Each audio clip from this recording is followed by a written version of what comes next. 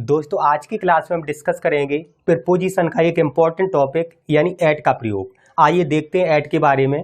तो सबसे पहले फर्स्ट रूल है, before the name of smaller places, यानी छोटे स्थानों के नाम से पहले आप एट का प्रयोग करते हैं।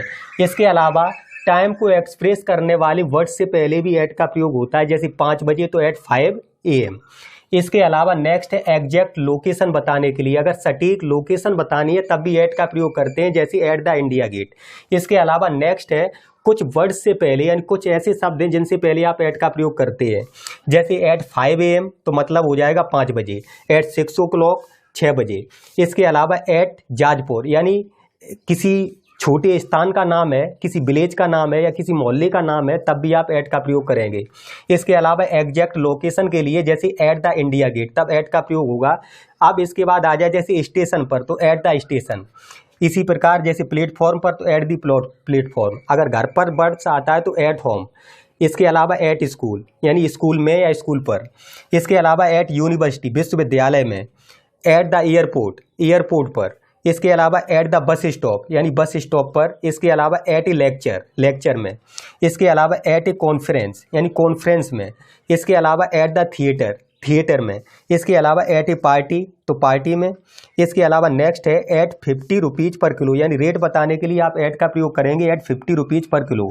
अगर आता है रात्रि के समय तो एट नाइट का प्रयोग करेंगे। अगर आता है दोपहर के समय किसी सेंटेंस में तो आप एट नून का प्रयोग करेंगे। यदि सेंटेंस में आता है आधी रात्रि के समय तो एट मिडनाइट का प्रयोग करेंगे। इसके अलावा हमने वर्ड्स देखा था जैसे एट द स्टेशन, तो स्टेशन के लिए आप एट का प्रयोग करते हैं। अगर वर्ड्स आता है स्कूल में तो एट स्कूल। अब अगर स्कूल में अंदर है तो इनका प्रयोग करेंगे, और लोकेशन बताने के लिए एग्जैक्ट लोकेशन जैसे स्कूल पर तो एट स्कूल का प्रयोग होगा। तो आज की क्लास में हम डिस्कस कर रहे हैं एट के बारे में। इसके अलावा कुछ इंपॉर्टेंट एग्जाम्पल है जिनकी सहायता से आपको समझने में आसानी होगी। जैसे फर्स्ट एग्जाम्पल लिखा हुआ है, बी मेट कॉफ़ी शॉप, यानी हम कॉफ़ी शॉप पर मिले, तो इसके लिए आप एट का प्रयोग करेंगे, क्योंकि एग्जैक्ट लोकेशन बताई कॉफ़ी शॉप तो आप एट का प्रयोग करेंगे। इसके अलावा दूसरा है आई लिव जाजपुर, तो किसी विलेज का नाम है, इसके लिए आप एट का प्रयोग करेंगे, तो आई लिव एट जाजपुर।